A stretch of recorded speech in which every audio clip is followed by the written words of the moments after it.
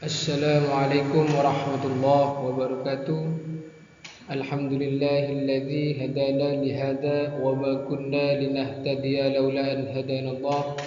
Asyhadu an la ilaha illallah wahdahu la syarika lah wa asyhadu anna Muhammadan abduhu wa rasuluh la nabiyya ba'dahu.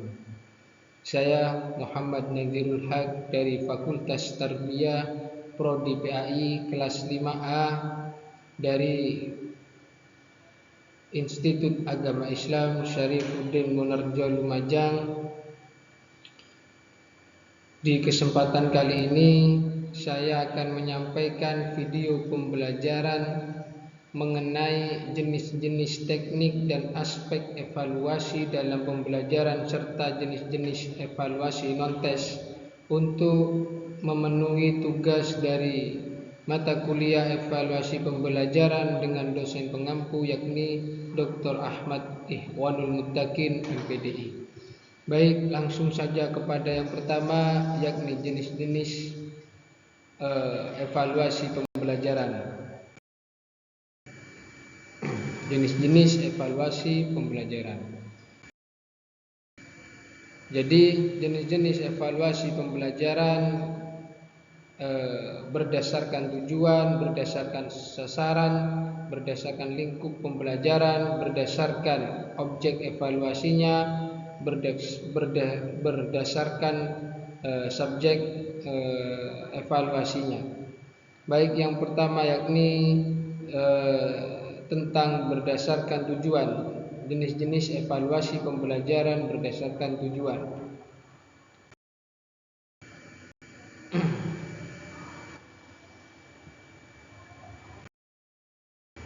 Yakni yang pertama pretest dan post test. Pretest merupakan kegiatan tes yang dilakukan sebelum pembelajaran dimulai.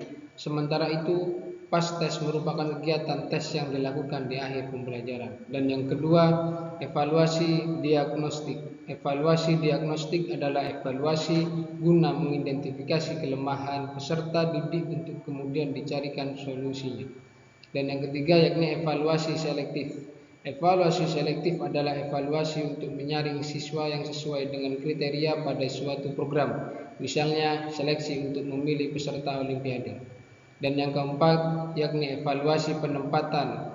Evaluasi ini bertujuan untuk memilih siswa sesuai dengan kemampuannya untuk kemudian ditempatkan di program yang tepat. Dan yang kelima yakni evaluasi formatif.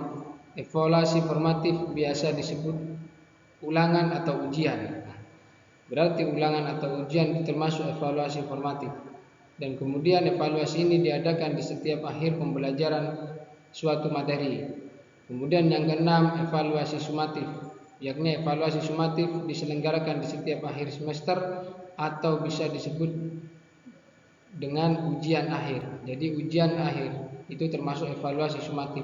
Dan yang ketujuh yakni ujian nasional. Ujian nasional memang sudah ditiadakan, namun bentuk ujian nasional yang dulu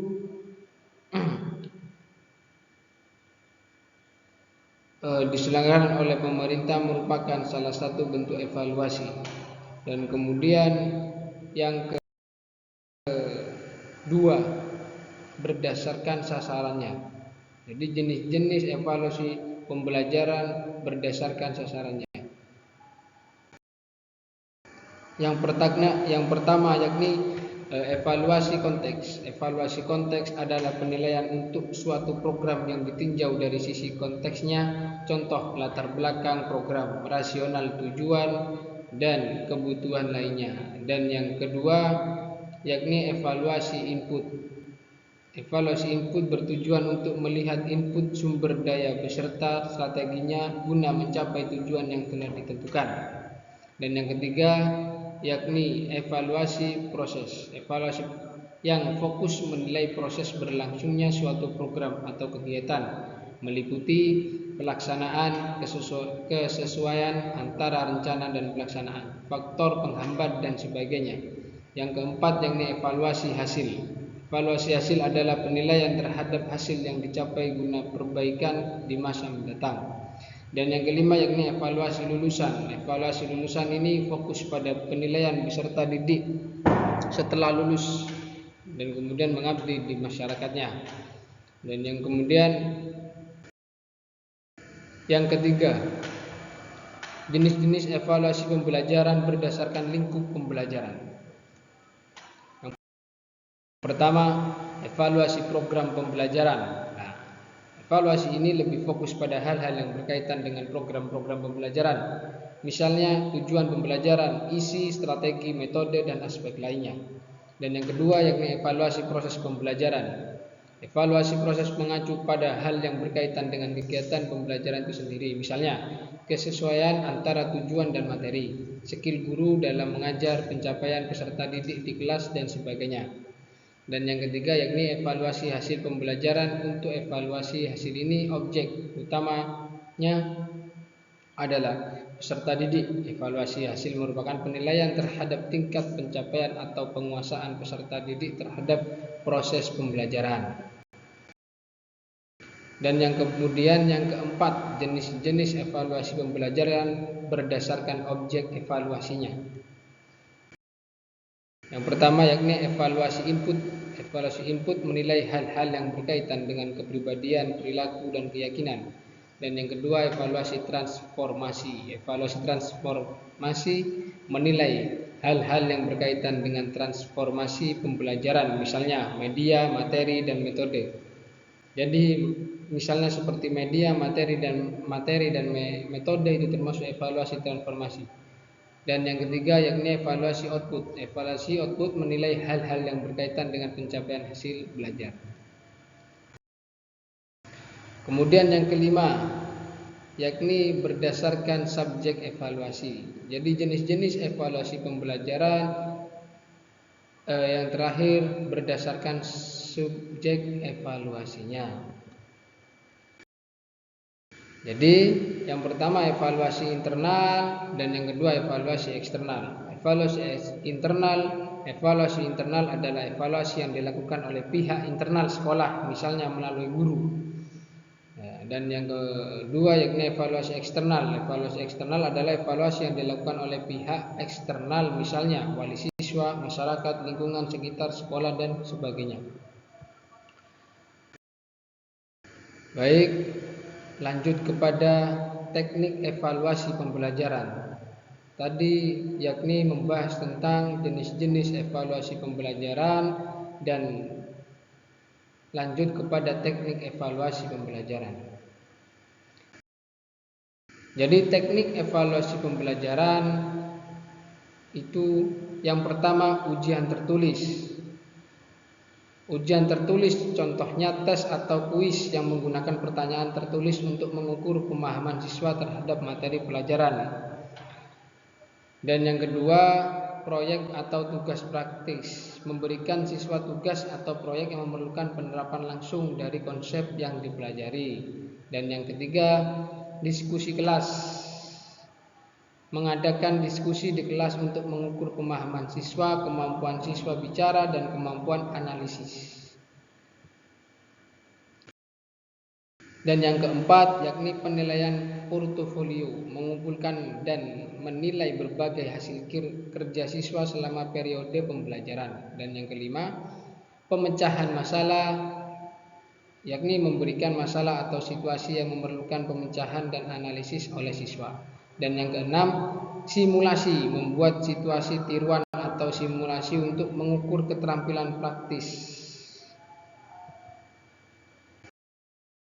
Dan yang ketujuh pertanyaan lisan atau wawancara, yaitu mengajukan pertanyaan langsung kepada siswa untuk mengukur pemahaman mereka secara verbal.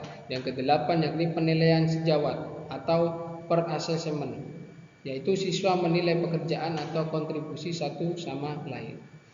Dan yang kesembilan yaitu tes online atau berbasis komputer menggunakan platform digital untuk menguji pemahaman siswa. Dan yang kemudian lanjut kepada aspek evaluasi pembelajaran. Di aspek evaluasi pembelajaran yang pertama yakni pencapaian akademis, yaitu mengukur sejauh mana siswa mencapai tujuan pembelajaran dan memahami materi pelajaran. Dan yang kedua partisipasi aktif, yaitu mengevaluasi sejauh mana siswa terlibat dan berpartisipasi dalam kegiatan pembelajaran. Dan yang ketiga, kemampuan berpikir kritis, yaitu mengukur kemampuan siswa untuk menganalisis, mengevaluasi, dan mengintesis informasi. Dan yang keempat, yaitu kemampuan komunikasi, yaitu menilai kemampuan siswa untuk menyampaikan ide secara jelas dan efektif. Ya, contohnya seperti presentasi, tugas penulisan, dan wawancara. Kalau yang kelima, kemampuan kolaborasi, mengevaluasi kemampuan siswa bekerja sama dalam kelompok atau tim. Contohnya proyek kelompok, diskusi kelompok, dan penilaian sejawat. Dan yang keenam, kemampuan kreativitas, mengukur kemampuan siswa untuk menghasilkan ide baru dan solusi kreatif. Contohnya tugas kreatif, proyek seni, dan pengembangan inovasi. Dan yang ketujuh, yakni pemahaman konsep, yaitu mengevaluasi sejauh mana siswa memahami konsep-konsep kunci materi pembelajaran. Contohnya tes konseptual, pemecahan masalah, dan penilaian portofolio. Kemudian yang kedelapan, yakni kemampuan menyelesaikan masalah, yaitu mengevaluasi kemampuan siswa untuk mengidentifikasi, merumuskan, dan memecahkan masalah. Contohnya tugas pemecahan masalah, ujian praktis, dan simulasi. Dan yang kesembilan, yakni sikap dan etika, menilai sikap siswa terhadap pembelajaran, kerjasama, dan etika. Contohnya evaluasi perilaku, proyek, etika, dan refleksi pribadi. Yang ke-10, yakni kemandirian belajar, mengukur kemampuan siswa untuk belajar secara mandiri dan mengelola waktu. Contohnya portofolio pribadi, proyek mandiri, dan refleksi diri. Dan kemudian jenis-jenis evaluasi non tes terakhir. Jadi jenis-jenis evaluasi non tes. Yang pertama, yakni proyek atau tugas praktis, yaitu memberikan tugas atau proyek yang memerlukan penerapan langsung dari konsep yang dipelajari. Dan yang kedua, yakni portofolio, mengumpulkan berbagai hasil kerja siswa selama periode pembelajaran. Dan yang ketiga, yakni pertunjukan atau presentasi, yaitu meminta siswa untuk mempresentasikan pemahaman mereka di depan kelas atau kelompok. Dan yang keempat, yakni diskusi kelas, yaitu membuka diskusi di kelas untuk mengukur pemahaman siswa, kemampuan berargumentasi, dan partisipasi. Dan yang kelima, yakni simulasi, membuat situasi tiruan untuk mengukur keterampilan praktis siswa. Dan yang keenam, yakni penugasan kolaboratif, memberikan tugas yang membutuhkan kerjasama antar siswa. Dan yang ketujuh, yakni evaluasi sejawat atau per assessment, yaitu siswa menilai pekerjaan atau kontribusi satu sama lain. Dan yang kedelapan, yakni pemecahan masalah berbasis proyek, memberikan proyek yang menantang yang memerlukan pemecahan masalah. Dan yang kesembilan, yakni refleksi pribadi. Apa itu? Yaitu meminta siswa untuk merenung dan merefleksikan pembelajaran mereka. Dan yang terakhir, yaitu yang ke-10, tentang jenis-jenis yang non tes, yaitu observasi guru, yaitu apa? Guru mengamati perilaku dan partisipasi siswa selama pembelajaran. Mungkin itu saja yang bisa saya jelaskan. Sekian dan terima kasih, semoga bermanfaat.